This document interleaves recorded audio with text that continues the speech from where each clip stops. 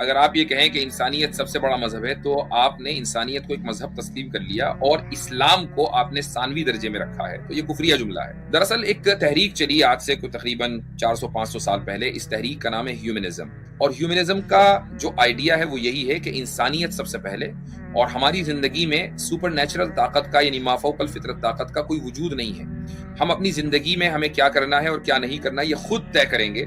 ये कोई माफौकल फितरत ताकत हमें डिक्टेट नहीं करेगी कि हमें क्या करना चाहिए। ये ह्यूमनिज्म का खुलासा है। तो जो लोग ये कहते हैं कि इंसानियत सबसे पहले, वो किसी ना किसी अंदाज में, चाहे जानबूझकर या बगैर जाने अनजाने, वो ह्यूमनिज्म से मुतासिर होते हैं। तो मैं ये कहता हूं कि इस्लाम के बगैर इंसानियत का तसव्वुर ही नहीं है। यानी जो इंसानियत है वो इस्लाम बताएगा कि ये इंसानियत है, इस्लाम बताएगा कि ये इंसानियत नहीं है। हमारा जो पैमाना और मेयार है वो इस्लाम है, वो इंसानियत नहीं है। हम इंसानियत को इस्लाम की रोशनी में समझेंगे, इस्लाम को इंसानियत की रोशनी में नहीं समझेंगे।